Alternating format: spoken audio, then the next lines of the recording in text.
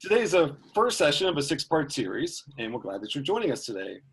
Our goal is to help support those in public service during this pandemic. This is one small way that we can help give back to our community. I'm Paul Danczyk, Director of Executive Education for the USC's Full-Price School of Public Policy, and this is the first part of a multi-part series on Leadership Thoughts Live, Resiliency During Times of Change. Before we get started, I have a few people to thank. First, I want to thank you for the work that you do in advancing excellence in public service. Society simply wouldn't be what it is without you. Second, I want to thank our presenters, who without hesitation said yes to being part of this series. And third, to Dan Crary for creating and donating our entry music. You won't hear it now, but you will in future recordings. Dan is a world-famous bluegrass and folk musician and an innovator of the flat-picking style of guitar playing. How cool is that? Thanks, Dan. A few housekeeping items before we get started. The session is recorded and the link will be sent out by the end of the day. It'll take us about an hour or so before it goes out based on the lag time between Zoom and the recording itself. Feel free to share these recordings to those within your networks. For those of you that want to join in the conversation, there's a number of different ways of doing it. The easiest way is through the chat feature at the bottom of your screen. You can hover and see the word chat, and it pops up the chat screen on the side. Feel free to add questions on that platform. Both Daniel Williams and Eleni Masterakis will help keep monitoring and make sure that we're up to date on what the questions are coming in from your side. We'll start to ask Laree some questions about midway through her presentation. Excuse me. All of the participants will be muted during the lecture itself. So just know that you're muted, and if you want to be unmuted, you can have that power to click unmute. There's going to be about 300 of us, probably closer to 350 joining us. So if you can just be sensitive to make sure that your mute mic is off, then that would be great. For our future sessions, you'll need to sign up for each session independently. We have a great series lined up, including the one on mindfulness next week. We're in the process of expanding our Zoom account, so we should be able to accommodate everyone. If you'd like to be part of our mailing list, send me an email. And my email is danczyk, D-A-N-C-Z-Y-K, @usc.edu. And we're happy to add you to the future mailing list. And if you have a question today and do not want to use the chat feature, feel free to send me an email. I'll be monitoring my emails during Laree's presentation. Now to our main event. Laree Kiely is an internationally demanded leadership presenter. Her work carries across all sectors, including the public sector. An integral part of executive education programs for us as we partner with the National Conference of State Legislatures and across California counties. Today, we asked her to take a deep dive on developing your resiliency muscle. The session is titled The New R&R, Readiness and Resilience. Laree, the stage is yours. Thank you. And hello, everyone, and welcome to this brave new world. I hope you're doing okay. I hope you're following the instructions, and I hope that your lives are not so terribly disrupted that you actually are not enjoying yourselves out there. I personally am really enjoying the time at home. It's not something I usually get to do, so I'm kind of enjoying having the time at home with my family and my puppy dogs and enjoying it thoroughly. But I know that the world is complicated out there, and I'm sure that you are trying to navigate it. That's why we're here. We're here to help you navigate this new world. And what I want to talk to you about today is what I call the new R&R, which is not rest and relaxation. I think we may be getting more of that than we're asking for, but it's actually about readiness and resilience, which is a two-sided coin for coping with uncertainty and ambiguity and fear. Got lots of information on this. I went through a lot of it and tried to figure out what are the best pieces that I can give you today based on where things stand. In fact, it's just this morning they announced that my county is now closed and we have to be sequestered in situ, which means staying home and not going out at all. So they closed down my county. I'm finding it very interesting every single solitary day how things change, and I'm sure you're seeing that as well. So, you know, here's the kind of thought that I had and the tools that I wanted to bring for you today based on where we are out there and things that I think might be helpful to you. So let us know also if there are other things that will be helpful to you. You've got a wonderful lineup here that USC has put together of people who are going to talk to you about all kinds of the tools that we need right now. So my theme here is when life gives us lemons and the coronavirus, so how do we handle these kinds of situations? And Well, I'm going to give you some tools, some perspective, and some ideas. Pick and choose the ones that work for you. And don't take 20 of them. Just take one or two that you think can make your lives a little bit better, a little bit easier right now. But this whole process, this whole crisis that we're in right now is what I would call a great equalizer. One of the best presentations I've seen actually was by a movie star just recently. Matthew McConaughey did a really wonderful little YouTube video about the coronavirus and so on. And it's really actually quite valuable to take a look at it. But one of the things that he says, and I don't normally use movie stars, but he's got this wonderful, wonderful little YouTube video. And he talks about how what's going on out there, frankly, is a great equalizer. It has nothing to do with race or gender or age differences or any of those things that we've been struggling with so much. It's a great equalizer. We are all in this exactly the same amount. I mean, some people are having a harder time because of not having enough and not necessarily even having a home to be in. There's lots of people having a difficult time, but this is an equalizer out there in terms of all human beings are affected either directly or indirectly right now. And in my world, it's been interesting to me as a social scientist paying attention to what's going on out there. I started in this business actually as a consultant in crisis management years and years ago, and in survival management. And these days, frankly, the definition of crisis has changed. When I was studying crisis and survival management years ago, one of the things that how crisis was defined as anything that could happen that could do potential damage to your tangible or intangible assets.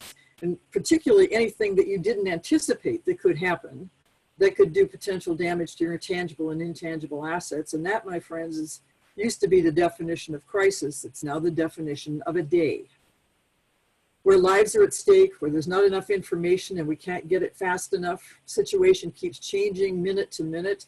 I have a bullet point here. Take a look at your email from 2 weeks ago or even 1 week ago and see how drastically just the emails coming into you have changed. The whole content has changed, the intent, the purpose have changed, and that's only from a week or two. And I was looking at mine thinking, wow, 2 weeks ago I was getting emails that are sort of normal requests and inquiries and so on, and that's not what's going on now in my email. There are urgencies and crises and people who are quite nervous about what's going on. So just even, you can see how quickly things are changing. I'm sure you know that.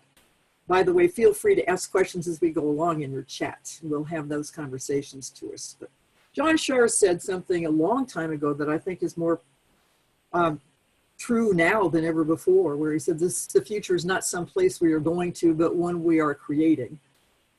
And he says the paths are not to be found, but made. And the activity of making them changes both the maker and the destination.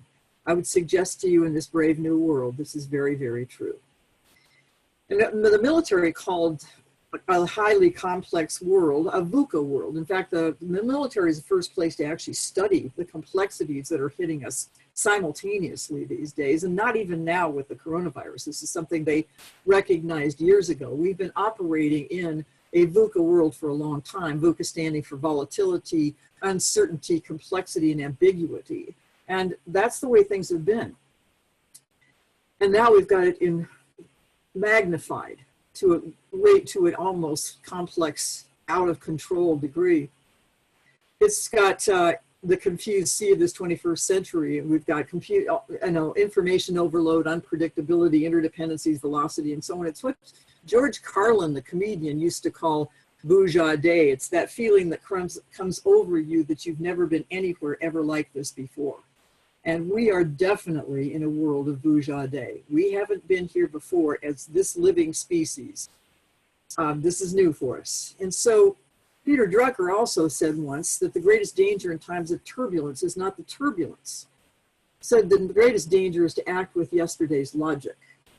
And so that's part of the theme for what I want to talk to you about today, is being careful of using yesterday's logic to handle this bourgeois day world that we are in now, which is a feeling that comes over us that we've never been anywhere like this before.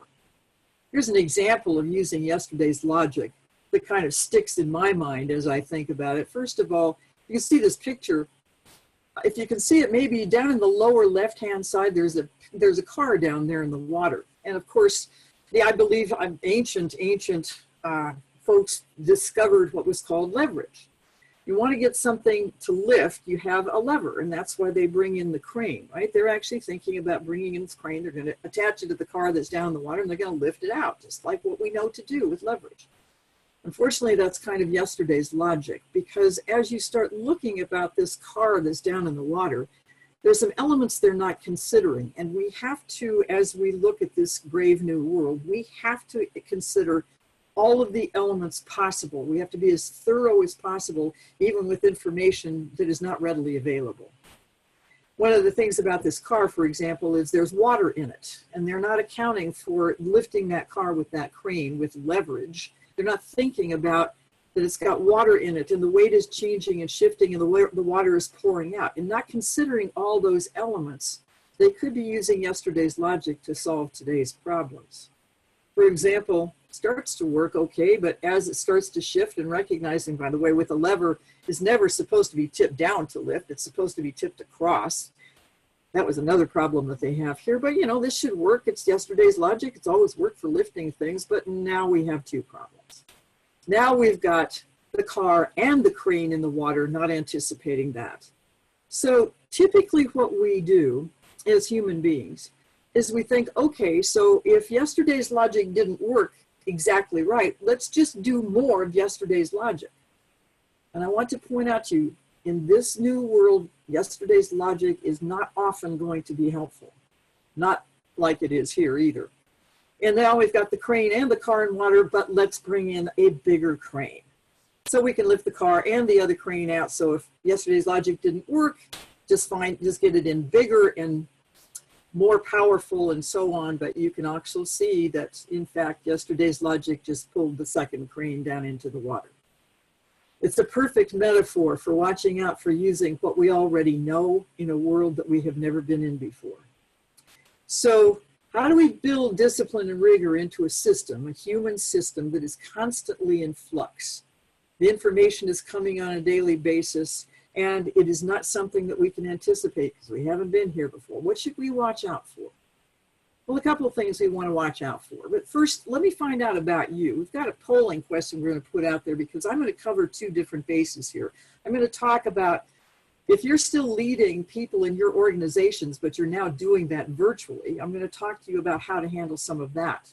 Then I'm going to talk to you about handling ourselves, handling yourself, and how can we manage to be as reasonable as possible under these circumstances. So Daniel's going to pull up a polling question for you, and Paul's going to tell me when you start answering it. We'll find out how many of you out there are continue to lead people, but now you're doing it virtually in your organizations. Let's see if you can key in your answers to this poll, and let's find out. There are about 350 of you, or almost 400 of you out there. So, you know, tell us your answers. Let's find out where you are. So I see a lot of them coming through the chat feature right now. There should be a polling question that Daniel sends out. And oops, hang on. Daniel's launched. If you can see it come up on your screen. There we go. Yeah. Great, perfect. So Just, the results are still coming in. okay. And I know a lot of people are still doing their work. They're just doing it virtually and still trying to lead teams of people and lead organizations doing it virtually, which is a very difficult thing to do. So Laree, we have some strong results. 83% say yes, 17% say no. Well, so that's most of you. Well, then I made a good guess thinking about, you know, how about 400 of you or so out there checking in with us and give you some tools for handling people virtually and continuing to lead, even though you can't see people face to face. And then I'm going to give you some tools for just you and to take home with you so that you can maintain your own stability and your own sanity as much as possible. So most of you are doing that. Well, let's take a look at my favorite philosopher actually is Jimmy Buffett. And no, it's not about Margaritaville. It's about something else. But Jimmy Buffett said one time that life is more manageable when thought of as a scavenger hunt as opposed to a surprise party. Why I like that is that quote actually talks about scavenger hunt is the readiness model and the surprise party is the resilience model. So readiness is in front of what we're is going to happen to us, and resilience is what happens after it happens. How long does it take us to bounce back? And I want to talk to you about both of these. The scavenger hunt piece of this is actually called readiness. And these 8 elements that you see here are 8 elements that we, in my organization, actually did the research on this. This comes from a 7-year international study where we surveyed thousands and thousands of people in all kinds of different languages using what's called grounded theory. We asked them, you know, if an individual or an organization is ready for anything, no matter what would the attributes of that person be, or that organization? And I ask you to think about your own environment and think about how ready was your organization, or is your organization, for anything that might happen. And this is an important question now because it is happening now.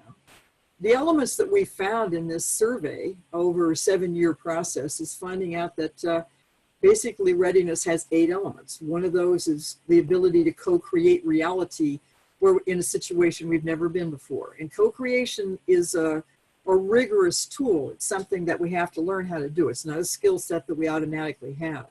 Mental discipline is number 2. And by the way, Alan Weiss is going to talk to you next week about mental discipline, and he's going to talk to you about meditation and mindfulness and so on. He's absolutely fantastic. Please tune him in, because I can honestly tell you that one of the most important tools you can have to navigate these uncertain months coming ahead is to learn how to meditate. And Alan's a wonderful, wonderful teacher. The 3rd element is being creative, being inventive. How can we be creative and inventive? We're probably going to have to, because the situation is going to demand not using yesterday's logic. The 4th element is critical thinking and decision making. We have to make decisions on the spot. We have to use critical thinking. We have to use mental discipline that actually really thinks through things. And I watch, as you see information coming in, it's kind of fascinating to watch how people are not necessarily using critical thinking and good decision making. I would add, a lot of people went out there to the beaches and so on for spring break. They're out there having a party, and that doesn't really necessarily smack of good critical thinking and decision making. The 5th element is how we interact with one another, how we communicate with one another. The 6th one, and they're not in priority here, there's no particular priority, but the 6th one is relationships. And I would add to, because we are all so separate, we are all now sequestered, it's really, really important that we maintain our relationships. In fact, the relationship piece is kind of foundational to everything we do, and we have to pay special attention to that right now. My friend Carol Geffner is going to talk to you about that later in the series. Really important subject to pay attention to, because relationships are going to be more important than ever before, and more difficult than ever before because they're virtual. And then, of course, taking action. You have to still do something whenever possible, and making sure that you're doing the right thing, but it also, taking action means learning to fail fast. Think quickly, think on your feet. If it's not working, then make a move in a different direction and try something else. And then, of course, the last one is reflection. Is what I tried working? And if it is, why? And if it's not, why not? So those are kind of the elements of being in front of a change, the scavenger hunt model of let's look for what might be already out there. But one of the first element in that is co-creation, and the definition of that is just beyond collaboration and cooperation. If you're still managing people and you're managing them virtual and still leading people, please recognize that cooperation and collaboration is just too soft. We have to co-create things, and that means we're making stuff up together, which is a much more rigorous set of skills. It takes group sense making and how people interact well with information and how we interact with each other. Those 2 things are more important than ever before, because without being in the same room at the same time, it makes co-creating and making up reality together much more difficult. It makes listening much more relevant. And in fact, I heard a great quote the other day that I think is the most powerful thing I ever heard about listening, which I would add is probably one of the most important skills you'll have as a virtual leader, is listening, not telling, listening. But I heard this wonderful quote the other day about listen as fiercely as you hope to be heard. Wow, that's just enough. That alone can help us. But the ability of groups of people to optimally structure reality is what co-creation is all about, because we live in a world of what we call emergent seas, meaning that this is an emergent process. We don't know what's going to happen. It's happening moment by moment, and there are emergent characteristics of the situation that we're in. And the definition of that is we've never been in this situation before. We're not sure what the problem or issue really is. We don't know what the solutions might be. We've never worked with this exact configuration of people before. We don't really know each other and how each person thinks or what they've experienced or what they think the rules are. So we're working in some ways, even though we're very familiar with the people we're around and it's doing it virtually, it's a whole new experience, and there are lots of things we don't know about each other. And we're learning them as we go, and we have to be paying attention to it. In systems theory, it's called listening for the weak signals, because weak signals that are ignored can turn into screaming problems. And I rest my case. We're living in that right now. Mental discipline is another attribute which has to do with the way the brain works, but this is what gets in the way of our being as rational or logical or good decision makers, good critical thinkers. The problem is our own brains. Our own brains get in the way. I happen to have a degree in neuroscience, and it's really interesting if you juxtapose neuroscience on top of psychology and on top of some other ways of looking at how the brain works and how we make decisions. We have to start knowing more about this. It's not just enough for a handful of us to know about this. Everybody needs to understand more about how the brain works. And why it gets us in trouble is sort of exactly what Drucker was talking about, yesterday's logic, because the brain always takes the verbal order. So that means you have to leave out the no's, nots, nevers, don'ts, can'ts, and won'ts, because the brain will not process a negative. So you have to be careful what words you use, particularly virtually, because the brain will always take the verbal order. The brain is incapable of negation. And if you want people to understand you, then you have to eliminate no's, nots, nevers, don'ts, can'ts, and won'ts. Only language negates. And if you don't believe me right now, whatever you do right now, do not think of an elephant. It always takes the verbal order, and it doesn't hear the no, not, never, don't, can't, or won't. And the second thing the brain does with incoming information is a heat-seeking missile. Incoming information seeks feelings, emotions. It does not seek rational behavior. It goes straight to the back of our brains, to the amygdala, and to the reptilian part of our brain, the fight, flight, or freeze piece. It goes straight there first, and we have to intentionally ask it to do more than that. We have to actually intentionally ask our brain to go to the executive prefrontal cortex to start thinking, because it's going to go to how we feel. It's going to associate and compare. And so consequently, it also goes to the past to make sense out of the present. Well, there's no past we can compare this to. And it tends to ignore some information that we have, and it invents other information. So it ignores information, for example, people out on spring break right now.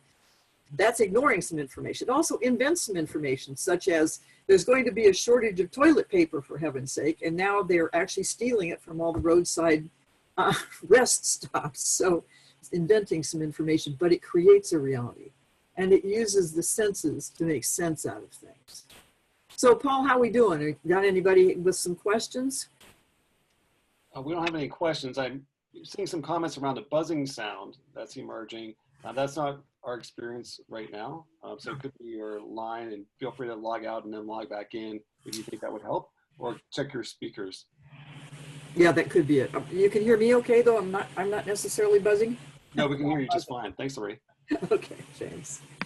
So, going back to how the brain naturally works without our intervening, and I mean it, your brain takes off without you. And in this situation, in this brave new world, we're going to have to take control over our brains. And I'll give you some tools for that. But it's really important for you to recognize it'll take off without you, and it won't necessarily take you to good places. So Daniel Kahneman said at one point, he said, what's really odd about me as a human being is I am my remembering self. The experiencing self who does my actual living is a stranger to me, which means we only make sense out of the past. We only make sense out of what we remember and what we've experienced, as opposed to we don't make sense out of what we're actually experiencing at the moment. This is mental discipline that we have to get some better control over. And then let's talk about how I can give you some perspective on research that shows things about readiness and resilience and how to lead others. And hopefully this will give you some tools when you go back and try to lead your teams and your organizations virtually.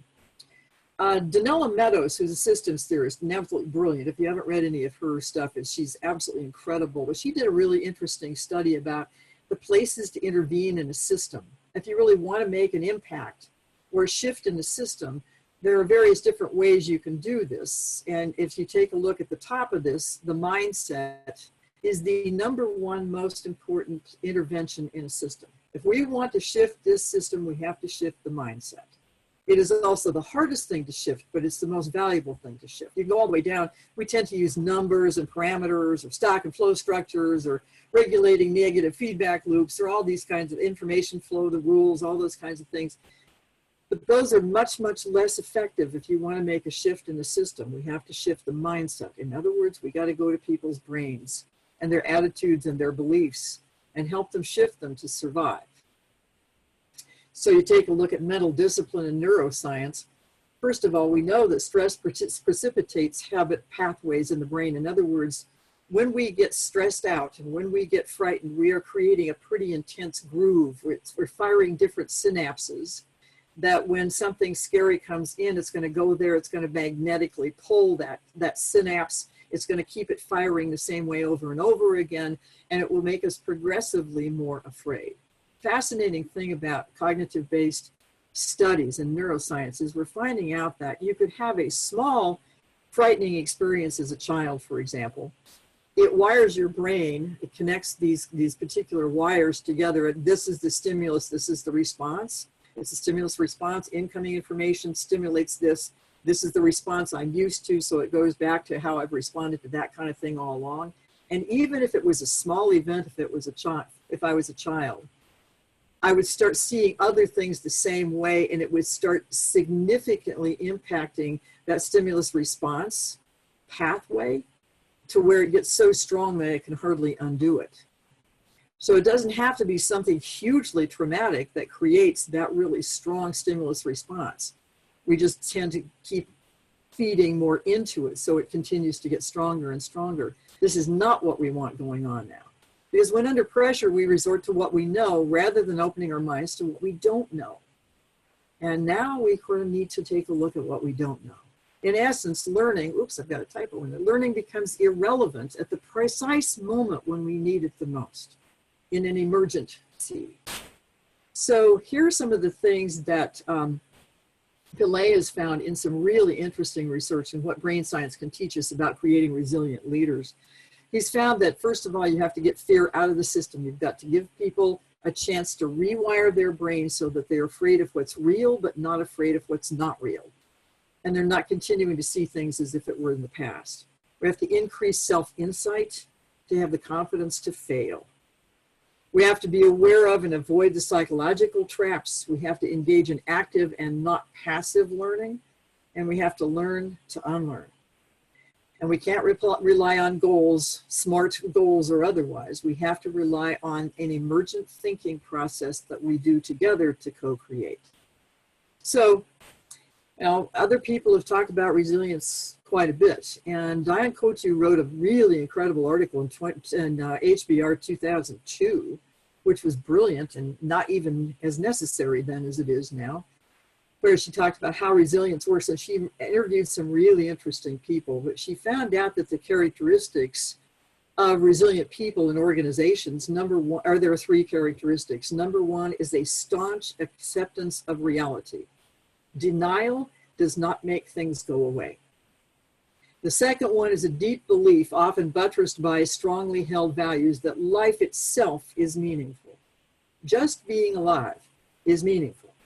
Whether or not we can go out and shop, or whether or not we've got enough toilet paper, or whether or not we can actually see each other, whether all of these things that are going to be enormously disruptive does not take away from the very fact that life is meaningful. And also the third one is an uncanny ability to improvise, which means creativity. She also found out that these three characteristics hold true for resilient organizations as well as individuals. Resilient people and companies face reality with a kind of staunchness. They make meaning out of hardship instead of crying out in despair. And they improvise solutions from thin air, and that's the creative part. Other folks don't do that. And that's the difference between someone who's resilient and someone who's not. So it also means that it's not necessarily a good thing or a bad thing. Resilience is not ethically good or bad. It's merely the skill and the capacity to be robust under conditions of enormous stress and change. But the other problem is that values, positive or negative, are actually more important for organizational resilience than just having resilient people. Because if resilient employees are all interpreting reality in different ways, now think about this as you lead your teams fully, and how carefully you have to do this, and how carefully you have to listen, and how carefully you have to connect the dots that are coming at you that are not linear, and how carefully you have to do sense making. Because if resilient employees are all interpreting reality in different ways, their decisions and actions may well conflict, and that calls into doubt the survival of the organization. So listening carefully, sense making, and connecting dots that other people might not see connections among. So that's to look for in your whole organization and your system. But it is also true that we have to be really careful about taking care of ourselves. You know, there is a reason, particularly for leaders, there's a reason why they tell parents to put the oxygen mask on themselves first.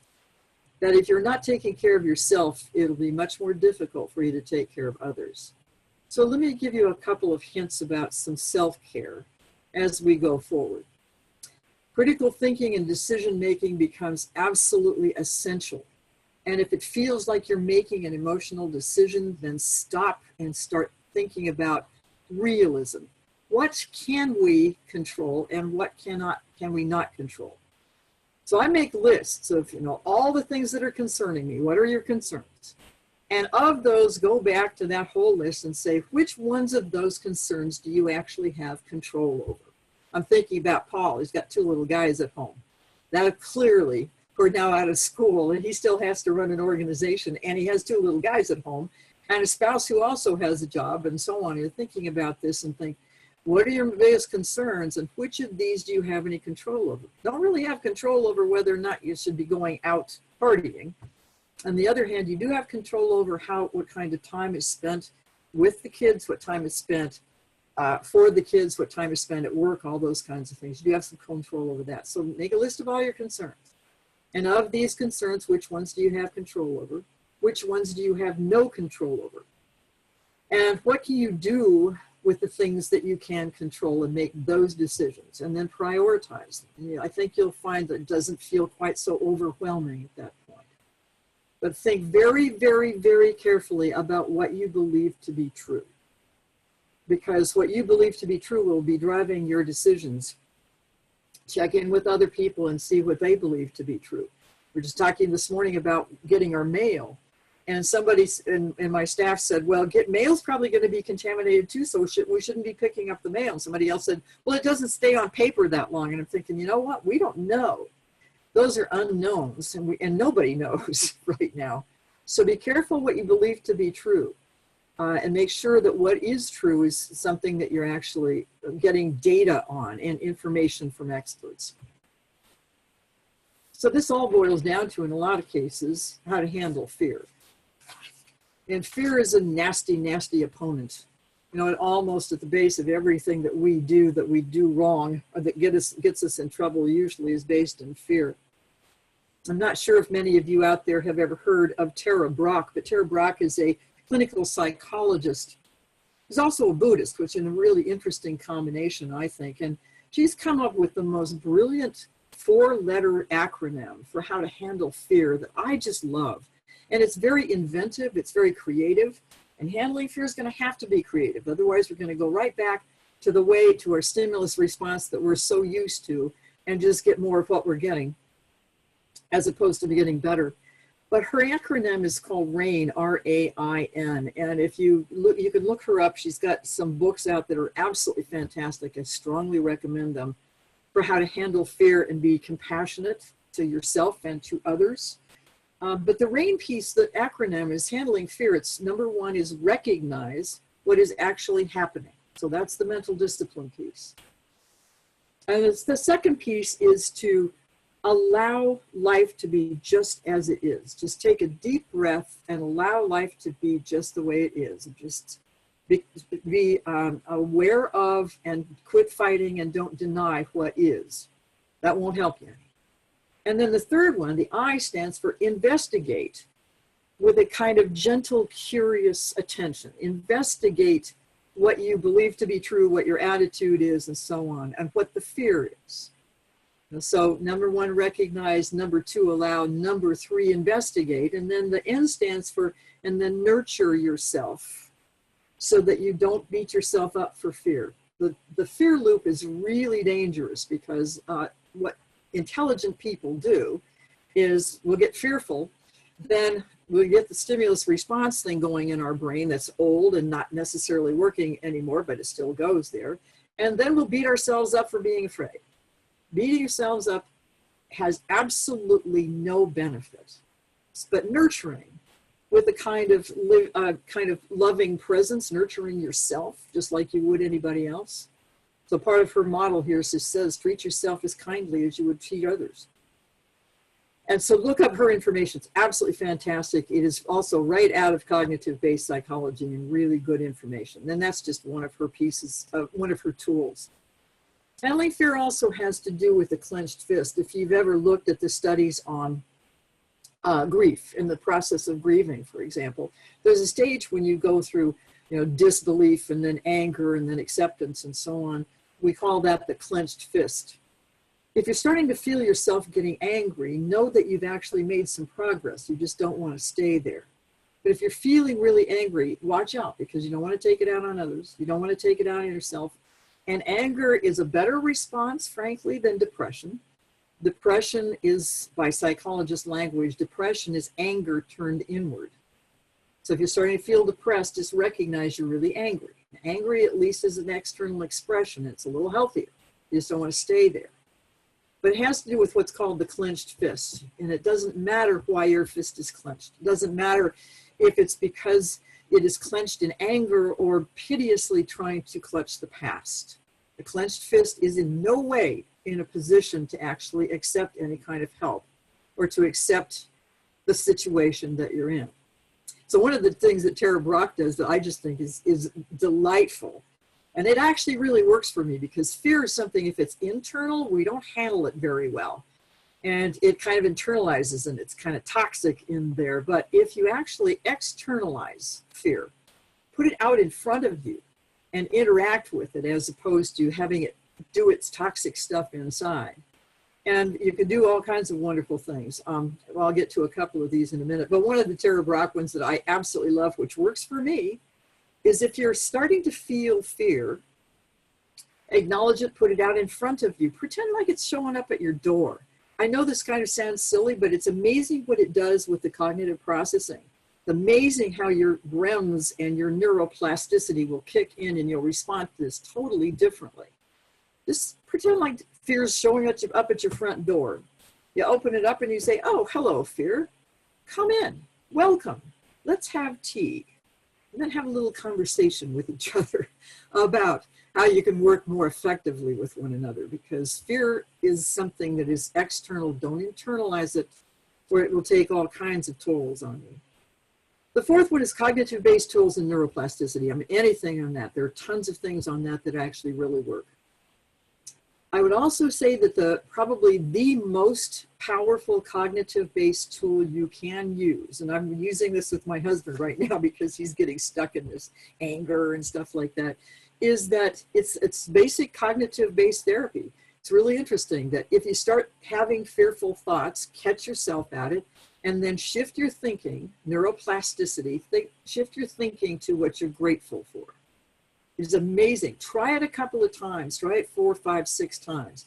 And notice how it completely shifts the perspective that you have. It shifts the way you feel. It shifts the way you're thinking and all kinds of stuff. So if you're getting really fearful about something very, very scary and it just doesn't feel like it feels so out of control, then just go back and start writing down things you're grateful for. And it completely shifts the stimulus response that's going on. Very powerful stuff, and you can fix this yourself. You don't need a therapist. And then there are delayed response techniques that I think are particularly helpful, especially if the situations get really frustrating or we're using yesterday's logic and so on. Just count to 3 before you respond to yourself, to a colleague, to a child, to a family member. Count to 3 before you respond. My master's degree was on delayed response techniques in neuroscience, and it's amazing. We can actually change kids' test scores drastically by just asking them to think and count to 3 before they answer a question on a test. So it's very powerful. That's you using your brain instead of being used by it. And today, in this new environment, we absolutely must take control over the process we're putting our brains through. So there's some tools. Got another poll question coming up for you in just a second, but here, there's some opportunities in all of this as well. The opportunity for me, I travel for a living, so I was out there constantly staying in hotel rooms and on airplanes and all that kind of stuff. And I have to admit to you that I was getting a little tired of that constant travel, and I had been trying to cut back on that when all of this erupted with the coronavirus. And I'm enjoying being home because I've never been home for 4 or 5 days in a row, never, and it's let alone weeks and months. Talk to me in several months and we'll see how we really feel about this. But I'm really enjoying that, and I'm recognizing there are things I can do that I've always wanted to do. I can now spend some time on things that have always been someday I'm going to do this, someday I'm hoping I get to do this. I mean, there are these various different elements in life. And if you have some time and you're home and you don't have to be traveling and you don't have to be driving places and stuff like that, get to know yourself a little bit. And look at these different elements in life. There's the physical exercise, the emotional, getting better control over how you're working your brain, financial issues that you might want to take a look at. Make sure you do know your financial issues so they don't get blindsided by that. That's a scavenger hunt as opposed to a surprise party. Professional, is there something you've always wanted to learn some more about your own profession? Spiritual, religious, things that are bigger than we are. Intellectual, something you've always wanted to know about. For me, actually, it's not exactly intellectual, but I pulled out my ukulele. I'm going to learn how to play a ukulele. Sorry, Paul, you, Daniel, and Lenny are going to have to suffer from some of that. And then, of course, relationships and the communal behaviors. I've got friends I haven't been in touch with for a really long time, and they're on my to-do list, and they keep getting pushed on and some to-do lists because other things came up more urgently and so on. I'm going to spend some time every single day calling one person, every day or every other day. I'm going to call one person in my life that has been meaningful to me and just tell them so and find out how they are. And I'm talking about going way back, but making these human connections is really important. So Daniel, I think, has got a poll for you. Let's find out if you were to pick 2 of those elements in life that you want to pay a little more attention to, since your time is now a little bit more in your hands. What else? What are 2 things that you'd like to spend more time on that list? And Daniel, can you put that picture up, or that poll up for me? Let's see. And then Paul's going to tell me what's showing up. Numbers are coming in, Laree. Excellent. Let's find out what you're interested in. And make this just for you. You got a little time. What do you want to do with it? It's also, I should have put sleep on there. You can also sleep a little bit more. I'm getting more sleep than I have in years. Wow. So Laree, the top 2 are physical and relational communal. And the percentages: physical 52%, emotional 27%, financial 11%, professional 19%, spiritual 28%, intellectual 35%, and relational 50%. Oh, that's awesome. That's really good. That's a commitment you can make to yourself. It's okay if you make some promises to yourself during this really interesting time. Do that for yourselves. Get to know yourself a little bit. Because relationships, it's great that becomes one of the top 2 relationships. I know you all know about social distancing and all that kind of stuff, and I get it, but this is called social hygiene. This is not about washing your hands and stuff. This is about social hygiene. Slow down and reconnect and tell people who have influenced you. Social distancing does not mean social disconnecting. And actually, I think I took that from Governor Newsom, who is giving incredibly good speeches. Newsom, whether you like his politics or not, has been giving some of the best information and critical thinking information, where he's telling all the sides of the story, and he's telling people as much as he can that we know. So far, he's doing a really good job of informing us. But build a little mastermind group. I've got 2 mastermind groups. I've got 2 groups of people that focus on different things in terms of life elements, and we get together regularly every other week just to talk to each other about, what do we think about this, and how are we doing, and what are we learning, and all that kind of thing. Pick out people that have got your back and that you have their back, so that you're actually being reciprocal. And we also have a whole thing in our organization with our clients. We're creating these things called communities of promise. I'm sure you've all heard of communities of practice, but these are communities of promise. And those are people that you can we get together virtually, and we talk about not the bad stuff, but the opportunities out there. But also recognize that we have to keep the greater good in mind. We have to look to the heroes. We have to stay calm and focused. Remember gratitude, and remember our common humanity, and show compassion. Relationships are the foundation on which we build this planet as human beings.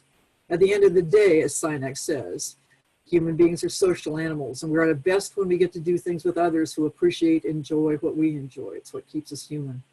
So make sure that the relationships you're building have reciprocity, that you give and take, and they give and take, and you have a beautiful balance. So one other piece I want to talk to you about here, and then I'm going to open it up for some questions, and that is realism with optimism is absolutely critical. And I know they sound like they're in conflict with one another, but you should read the data on optimism. It's unbelievable. Optimists live much longer lives, as long as they're not being so optimistic that they're being unrealistic. So perhaps you're asking yourself, do I really understand and accept the reality of my situation? Does my organization? Research suggests that most people slip into denial as a coping mechanism. And denial is not a good coping mechanism. That will put us back into the surprise party as opposed to the scavenger hunt. Viktor Frankl wrote a book, decades ago, as he had been in concentration camps in World War II and in concentration camps for a long time. And he wrote an incredible book called Man's Search for Meaning. And admittedly, they did not have combined gender language when he wrote this book. But he says, part of what we have to do as human beings, no matter what the circumstances are, is to search for meaning. A human being is not one thing among others. Things determine each other, but man is ultimately self-determining. What he becomes within the limits of endowment and environment, he is made out of himself. And in the concentration camps, for example, in the living laboratory and on this testing ground, we watched and witnessed some of our comrades behave like swine, while others behaved like saints. Man has both potentialities within himself. Which one is actually actualized depends on decisions, but not on conditions. And understanding that he was in a concentration camp for a significantly long time, I think his advice is well taken. So, brings new meaning to the old serenity prayer, to grant me the serenity to accept the things I can't change, the courage to change the things I can, and the wisdom to know the difference. Think about that in terms of thinking about what do we have control over and what do we not have control over. So, Paul, have you got some questions coming in? Yeah, I temporarily have you on mute. There's some feedback with some of our receivers whenever I speak, and we'll see if this helps a little bit. As you're thinking about questions, type them into the chat feature and I'll share them with Laree. Laree, to get us started, a lot of what you've been discussing has been framed around our current workplace environments, that being a lot of us are working remotely. Can you help us draw a link to those that are working within the workplace now? So the first responders and those that are directly impacted as far as their workplace environments where they still have to go into the office to provide services. How should they be thinking about things like relationships in this case? interesting question because I work with first responders a lot. I work with the fires and police and the military, in fact. And the beauty of people who are still in the workplace, recognizing that there's real peril out there. First of all, the first thing to do is always keep social distance when you can, but our first responders can't always do that. So those are the heroes I want us to be paying attention to. But relationships in paramilitary organizations or first responder organizations, their relationships are so already intact because they depend on each other. So if you think about them, they're good role models for us. They depend on each other for their lives. Their lives are at stake here. So think about how, if you were a first responder, think about how important relationships are and recognize it's not just about whether or not you're getting along. It's really a question of whether or not you're going to survive. And imagine how much courage it takes, and imagine how much bravery it takes, and imagine how exciting it also is for first responders. They actually find they're passionate about it, and in passion, and they share that passion with one another, and in that passion there is some excitement around, you know, what they're getting to do and how important it is and how much it matters. So just paying attention to, if other people's lives are at stake, keep that in mind. And secondly, pay attention to the passion and the interesting situations that we actually get ourselves into and how well we can be helpful to one another, not just ourselves. Thanks, Laree. I think this question is a similar type of thread from Madeline. How do we make sense out of current accurate information to guide staff who are first responders? And if I could pull it out, of not just thinking about first responders, but thinking about staff more broadly. Well, actually, I've got another course called Work as Self-Expression. And I think it's important to start paying attention, start talking to people about what they love about their work. Because they're already going to be afraid, and everybody knows everybody's afraid. But how about if we start having a slightly different kind of conversation about what we're grateful for, what we love about our work, why we're glad we're here, and what was a success for the day. Those things are really powerful. I mean, I start every day with my husband sitting down and saying, okay, what are we grateful for? And what's this? And then I end every day by what's something that we could consider a success today? And focus on that. So they're being realistic, but they're also not looking at the things that are dark or scary. I think that's really good advice and helps bring that stability that we need to bring as we're in leadership roles, particularly during times of uncertainty. John has a question. I don't think it's related to you, Laree, so don't take it as an insult. But he has difficulty being present during conference calls and video chats. And I would agree with him of how do you keep yourself focused. Any tips for making sure I'm paying attention to the thing I should be doing instead of the world immediately around me? That's a really good question. And in fact, especially if you've got little kids, or I've got dogs that I have shut out right now. They're kind of scratching at the door. I mean, all those kinds of things.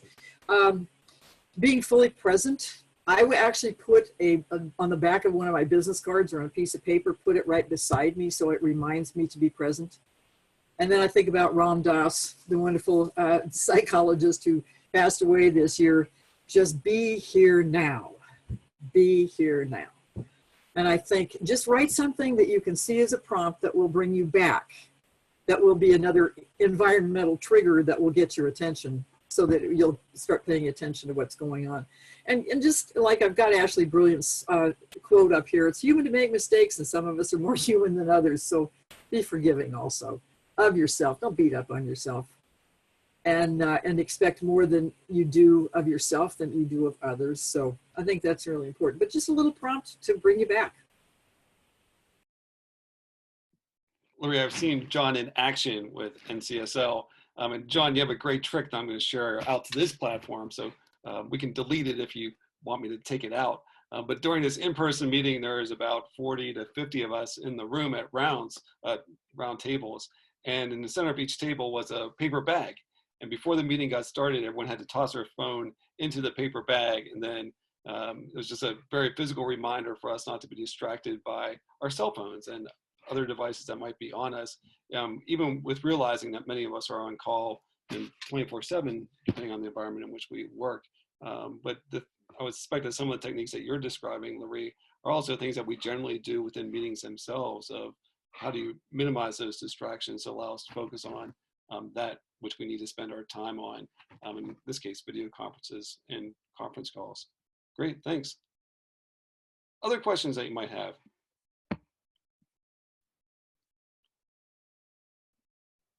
Laree, I really wanted to thank you for opening up this series, and it's really a nice way for us to start to build up our resiliency muscle. And I can't think of a better presenter to help lead us on the conversation and really laying out a lot of different ideas for us to consider. I want to toss it back to you because I know you have some closing remarks and comments for us to think about.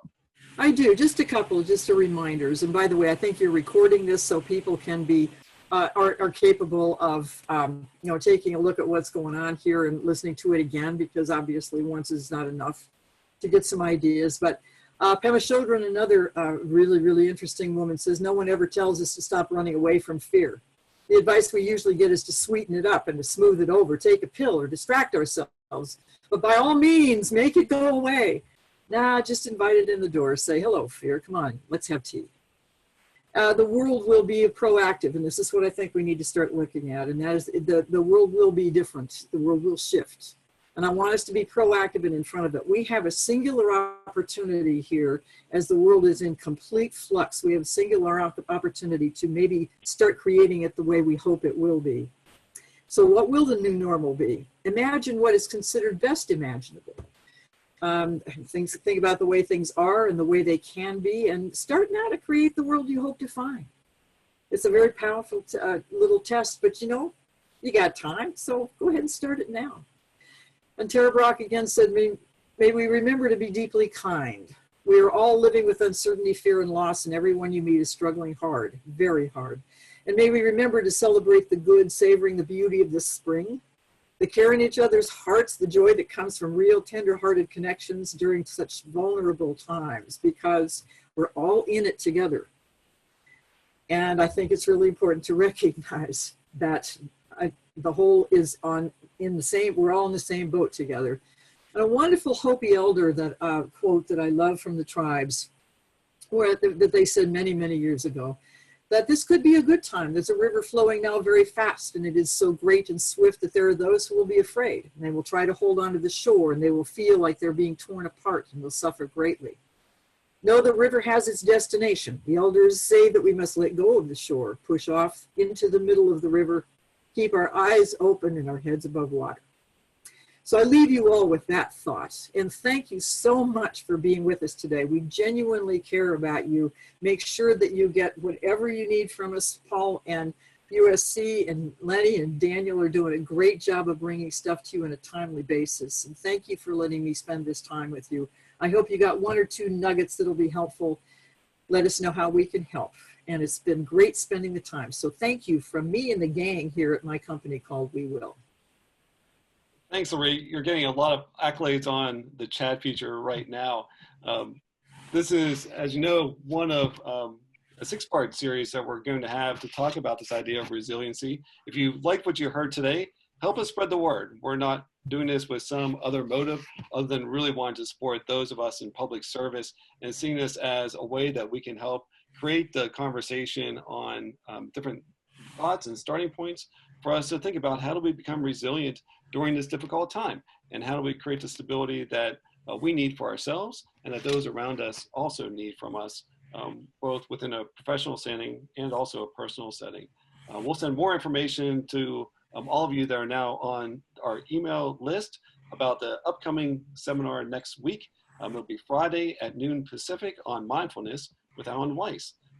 We're really looking forward to that session to help us with this idea of self-reflection, particularly in an applied sense of how do we become more mindful in environments in which we operate. Thanks everyone for joining us. We'll see you next week. Bye. Take care of yourselves.